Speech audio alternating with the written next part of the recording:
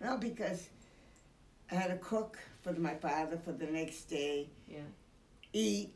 So Johnny Carson and I ate, and then I'd hit the books till 1:00.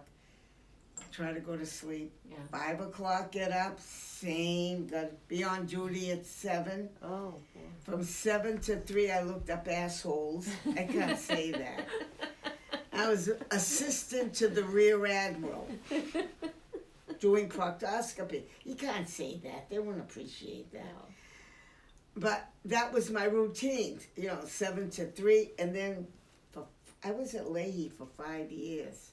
But for the 2 years, I went to radiology school at Northeastern. So 3:00, get out of class, then go to Northeastern for 4:00 to 8:00 class. Take the ding dong home, walk up the hill, please. As I said, you think back, you say, I was young. Yeah, well, You were You young. could do all that.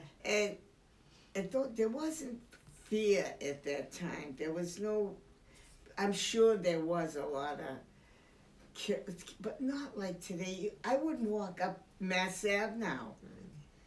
11:00 at night. There were people always getting off the bus. I'd walk up from the bus and then walk up the hill here. But nobody bothered, you know what I mean? It was a different time and a different world at that. Well, What year was that? the cargo ship, the freighter, was unbelievable. I booked that because being dumped 3 times, after a while you say, what happened? You get depressed. Well, it was, instead of going to a psychiatrist, I booked passage on a freighter. How old were you? How old was I? 24, 23, no, 24, 20, 25, 26, that. Watch your foot there on the microphone, just letting you know. 25. And I was the only young one. There were 7 passengers. And I was the youngest at that time. My roommate was 78, retired school teacher. Been around the world many times. So she gave me a lot of information. And the other 2 gals were friends. The youngest was 55, and they were from New York. And so that was it. And the honeymoon couple, 70. So by the time we got to San Francisco, by way of West, we went to the place in Virginia. We stopped, all the way until we got to Frisco, Long Beach, and then Frisco, where they changed the ship's captain and all, and the new crew came on to go the rest of the trip. And at that time, this young man from Thailand boarded. He was a doctor going back. And so he was my dancing partner for the rest of the time we hit port. So all the different places we hit, went from Frisco straight up by the Aleutians to Japan, Kobe, all the way around to, I can't go to all the things I can't quite all remember, but to the Philippines, to the China Sea, all the way up to Singapore, and then down to Jakarta, Indonesia, Surabaya, got into Sri Lanka, which was Ceylon at that time, and then crossed over to the Indian Ocean to India, the lower part of India, and to Madras. And if I'm going by memory, going by Madras and all the way around to up to the Red Sea, to Djibouti, and then to Port Said and all that. And I made sure that I got off at Port Said to see. I thought I'd never get back there again, but later on I was able to get back to Cairo a couple of times. But at that time, I got the youngest of the girls to go with me. We got off the ship, and we went to Port Said, and then the ship was going to pick us up at the other port. We were headed for Alexandria. Anyway, I had a rope climb a ladder to get back on ship. Could you picture me? Rope climb. All I had around my pocketbook around my neck, and the clothes I had on. That's it. We had no luggage when we got off. But anyway, Then from then on up the Red Sea, through the Gibraltar, all the way down. Then back through the coast, back into Halifax, and then Boston. So it was 4.5. I left June 1st, 2nd, and we come back the Sunday after Thanksgiving we came back, yeah. So it was gone, June, July, August, September, October, 4.5 months, 5 months. It was quite exciting. There's so many things that I remember and other things I've forgotten. Anything specific? The what? Anything specific comes to... Oh, I had a lot of marriage proposals. They all want to come to America. Talk about it. Can you Black talk or about white or whatever. You know, you have to laugh because they all wanted to come to America. And of course, on this ship, I was the youngest and the whole crew. I got more offers than, everything. It was, I got a big kick out of it. And it was fun. I came off that ship in Boston with no money. My father had to pay $25 for all the candy I had bought and cigarettes before I could get off the ship. Well, what did you do after you got off the ship? You came back, you left for all those months. Came back and went back to work. Where? I was great at quitting jobs. What I would do is, I really didn't have any money. So to go on these, by the way, that trip around the world was only $500 at that time. Now remember, we're talking 1960. And $500, and I mean, I had some spending money, but other than that, today you can't do that. But when I went on all these other trips after, what I did was, I learned, you go to the bank, you borrow, or take a loan out, and then you go on a trip. I went on many trips, went to Europe, went on a 6-week tour with the students, tour of all of Europe. The first one, we went by ship. We landed in Southampton Boston to Southampton. And so the tour leader met us. So for 6 weeks, we went all around. Then we took the boat back. I didn't have a job, but wherever there's a hospital, a clinic, doctor's office, I could get a job. So did you go to For nursing? radiology, yes, and for nursing. Yeah, hospitals. I worked in an emergency room at Winchester Hospital. I've worked at Somerville Hospital, and I worked there was another hospital with Central. I worked at many different places, doctor's offices, because what I would do is go on a trip, come back, pay off the loan, and then as soon as that was done and decide I want to go again, quit the job, go, and take off again for the next trip. Went to Australia that way and New Zealand. Did that 1 year. Then all the Scandinavian countries 1 year. 1 year we did the Middle East. Then Africa. What else? So, and then 1 year, the best place is Bora Bora, Tahiti. All those islands down there. But Tahiti, Bora Bora is the one. Why? I'd love to go back. Chances of going back is no way. It's a memory now. Why would you want to go back? It's a beautiful island, and it's just so relaxing, but it's not going to happen. So I tell people go. It's a beautiful place to visit. They all go to Hawaii, but spend another few hours and go on to Tahiti and the Marquesas and all those different islands they would enjoy it, but it's a matter of choice. Cruising, I've done a lot of cruising, all the islands. Done many, many cruises over the years. We used to just go off for long weekends down to Bermuda, 4 days. Think nothing of it. Just hop a plane and go down to Bermuda for 4 days, come back. Long weekends.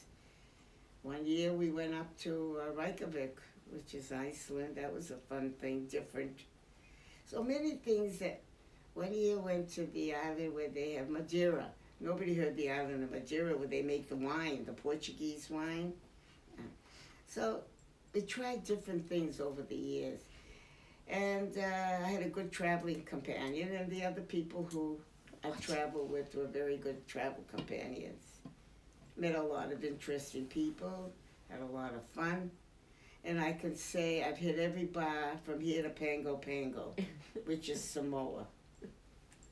That's about it. And now I'm old, I'm gonna have my own party now, and that's it. Watch out, you're spilling your water. Salt wine is water. Come across a lot of people. And one time, but I can't say this over the thing, it won't sound nice. You could cut this out. One time I had a needle into person, we're doing a pilogram, IV pilogram.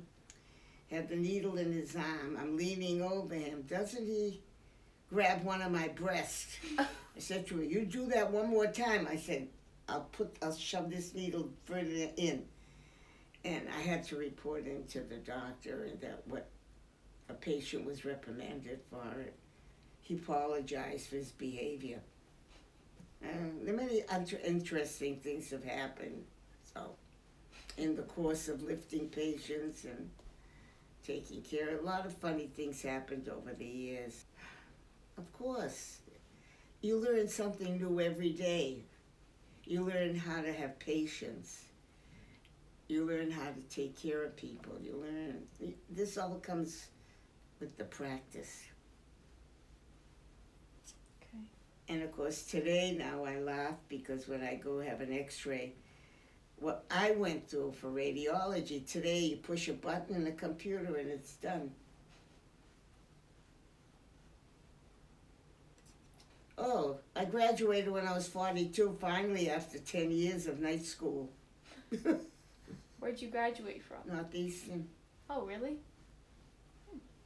That was for nursing? No. No. Liberal arts. Oh. Where did you go to nursing school? In Lawrence. It was used to call the, it was part of, what was the name? Oh God, complete blank. Mary DeBurke. It's defunct now, you know. It's all part of the general now, but that was, at that time, I took, you know, nursing wasn't like it is today. You know what I mean? It's a complete, you just got a diploma, said that you graduated. You came out, you couldn't, there was, you didn't have experience to get a job. And so it was a part there that I couldn't get because I didn't have experience. So I had to work. So I worked in an insurance company, which I hated, for a couple of years. And then the secretary left. Next thing I know, I'm secretary to the statistician. Then I quit that. Then I got a job at Leahy, and that's from then on, and it's been the medical field. So the last 10 years for 25 years I worked for an orthopedic, Dr. Shapiro. After the hospitals, Dr. Shapiro, I worked for him for 25 years as orthopedic. And after that, I worked at the Boston Evening Medical at night, 3 nights a week. I went back to school 2 nights a week. And then finally, at the last 10 years, I was a clinic supervisor at the clinic. That was Mount Auburn, right? No. Oh. Boston Evening in Boston. Oh, I thought you were at Mount Auburn Hospital. As a patient. Oh. I did volunteer work at Mount Auburn. Okay. In the beginning, you know, because I couldn't get a job, I didn't have to. So I did a lot of volunteer work, and I even got a pin that said volunteer. I used to go to the Wyman House at night. So I used to go in and volunteer, put the patients to bed and all that bit, and give them back rubs and like that, but I never worked there.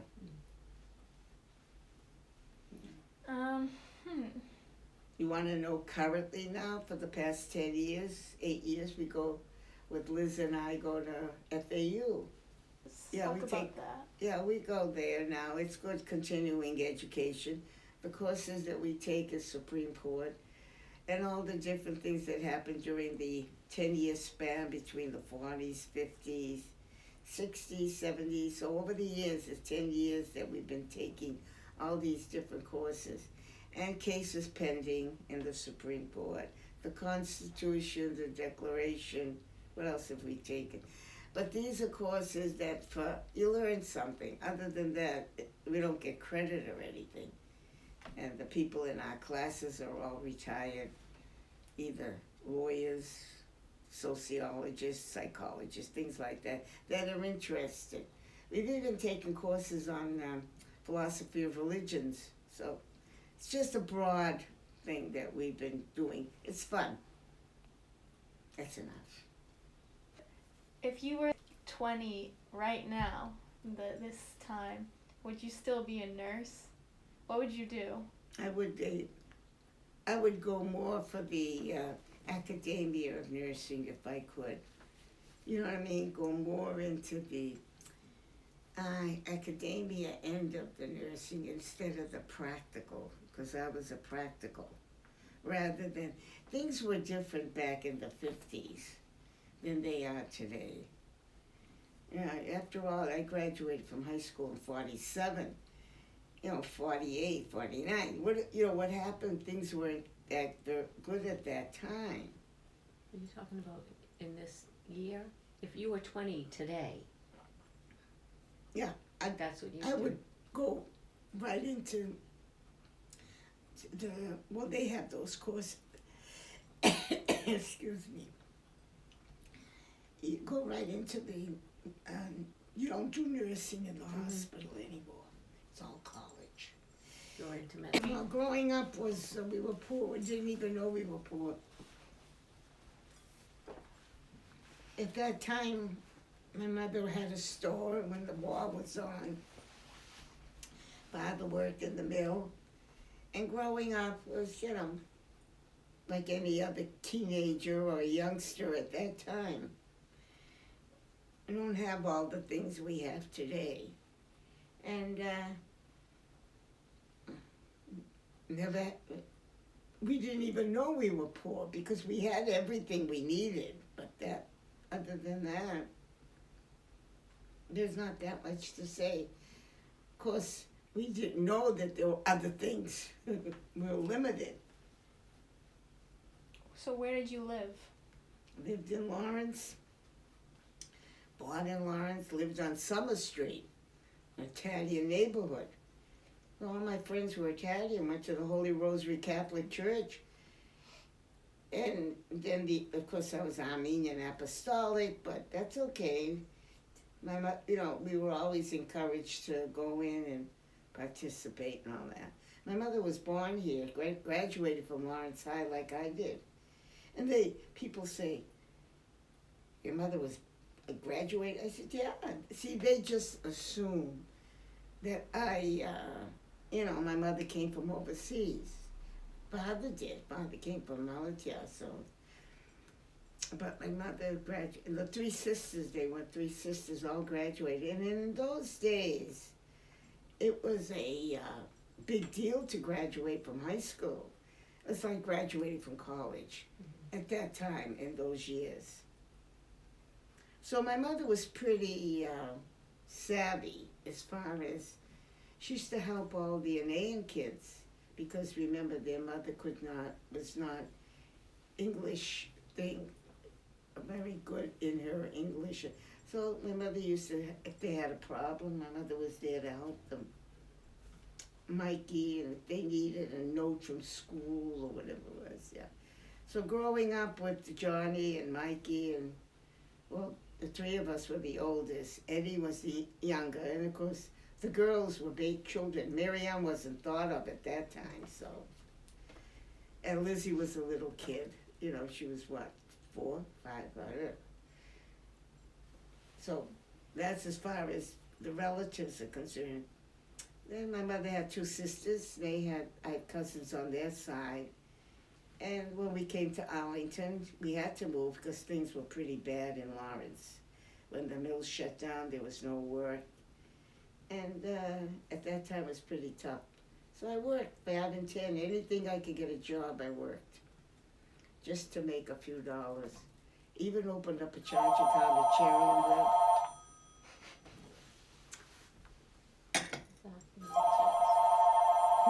Nobody calls me. It's 4 o'clock.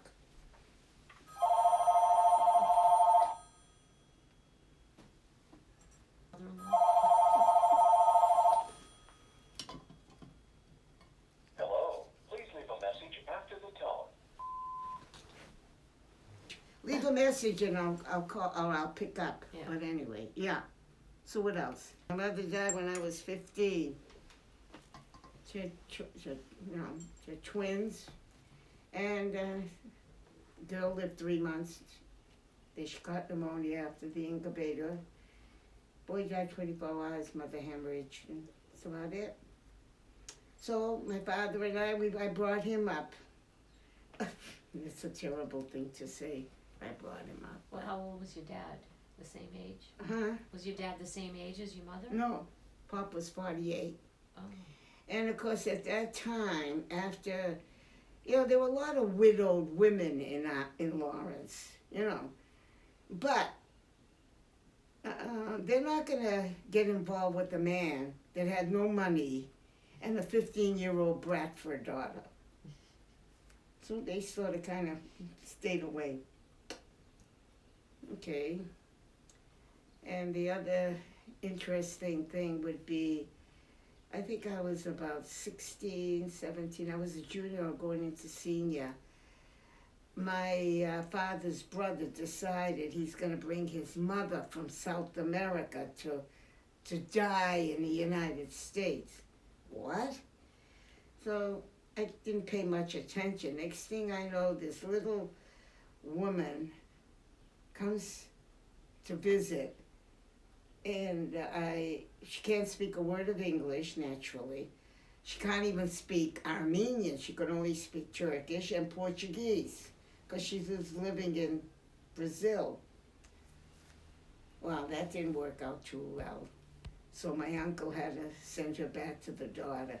What had happened is, during the time when my father was young and Yirya, she decided to leave her 2 sons, leave with her daughter and son-in-law, went to Brazil. Fine. In the meantime, her 2 sons, my father had to go live with Yirya, which was his cousin family. So he lived with them. His own brother, he only had 1 brother, was put into the missionary school, the American missionaries. So he learned English and things. But in the meantime, my father's living with his cousin and with his aunt and his, uncle. And finally, they never talked about it. How they got to Piraeus, Greece to get on a ship steerage, we'll never know. They never talked about it. And of course, at that time, I wasn't interested, as far as I was concerned, So we don't know You don't know how they got from Turkey to the Piraeus. No idea. So there's a lot of things none of us remember. It's too bad that they never talked about it. My father's brother, who could speak, maybe he could have, but we didn't like him, so we didn't pay attention to him. So Johnny, Mikey, and I used to say, on Eddie, we never found out what happened, what reasons. So just have to go by. But they never talked about the genocide or whatever happened, So we don't know anything. When we moved here to Arlington, up until that time, I had no idea that he did not really know how to read. He knew numbers. And he was pretty savvy, street, but he did not know, how to order things in the store my mother had so he lost the store. But he knew numbers and he knew the horses. He knew how to play. He liked to gamble, so. That's why we had to move out of Lawrence, because he was at the Rockingham during the day, and at night he'd be at the Armenian club, and that wasn't going to work. And at that time I was only, 18, 19. 20 maybe at that time, knew that this was not going to work. How long can you go on like that? So finally made the decision we had to move. I think I moved, I was 22, 21, 22. Yeah, 53, I had to be, yeah. I have to stop and figure out how old I was at that time. And then when we moved here to Arlington, you know, it wasn't easy in the beginning, but once he got used to the buses and the subways and things, and we got him a job at Stop and Shop in Boston. And the funny thing that I do remember is when I used to come home with a Record American, and I'd say to him, "Why are you bringing a paper? I get the Traveler, I get the Post. You know, why are you?" Well, he gets on the subway and he sees everybody that's reading the paper. So he says he wanted to be like them. So he'd buy the paper and look at the numbers. Then I realized he couldn't read. But the numbers in the back of the racing sheet, and he knew that. He knew numbers. He learned how to get the bus from Harvard Square to go to Rockingham, though. There you go. So he was smart in his own little way. He may not have had academia or things like that, but he knew. And he was happy. He was happy with his job and took him on vacations and all that. So Pop died very happy at 73. He had a dog. I got him a dog, Huga. So he and the dog got along fine. And that was it, in a nutshell. And here I am now, 90 years. I'm not going to be 90. We're going to have our party and see how that works out. Hope it all comes together. So tell the camera how you stay so young in your mind. You know what? How you stay so young. Attitude. Your attitude. And you dress the best you like. Everybody has their own style. And this is, years ago, I'll never forget, I went to John Robert Powers. I had a 12-week finishing. My Aunt Vicky, when I came here, she says, you know, it'd be a good idea. They have these at Boston on Saturday morning. And I learned a lot. Learned how to put on makeup, learned how to walk, how to talk, how to modulate your voice.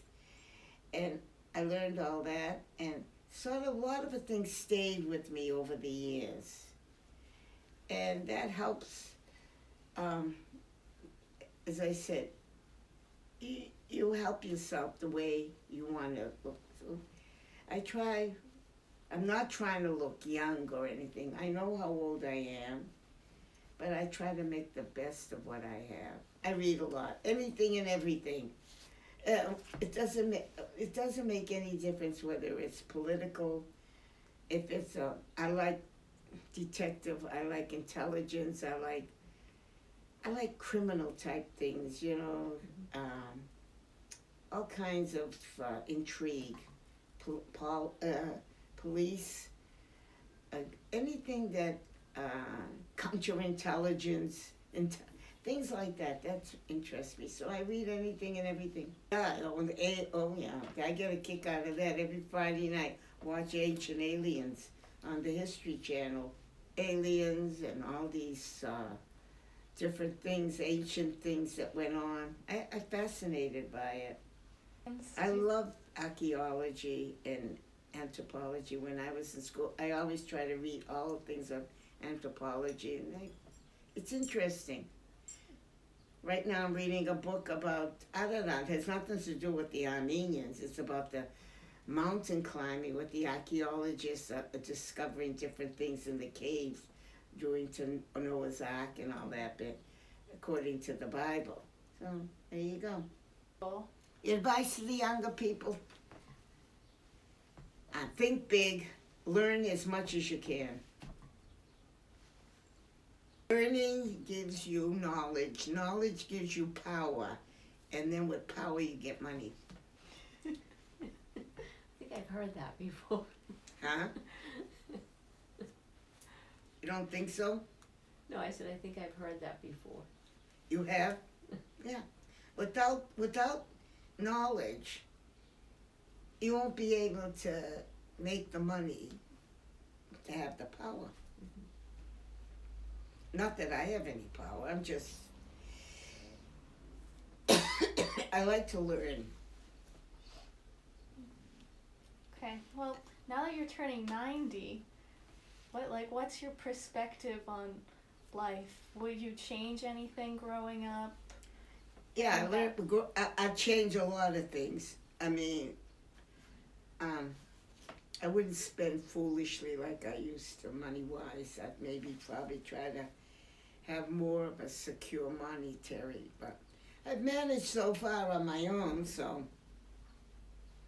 But I think I would have done it now that I'm old. See, when you're young, you don't think you're gonna get old, and you don't think of the getting sick or being limited in what you can do. You don't think of those things. I never thought of those things. I was taking care of people, and I end up with all the aches and pains and joints and end up with the hip replacement, the back surgery, and now I have a knee that's bone on bone. Hey, and medical issues, but you try to make the best of it. It could be worse. You make the best of it. And you try to learn to live with it and do what you can, but not to push yourself too much. When you get old, I'm talking. Up until a couple of years ago, I was fine. It's these last couple of, 90, yeah, come on. I'm lucky I'm breathing.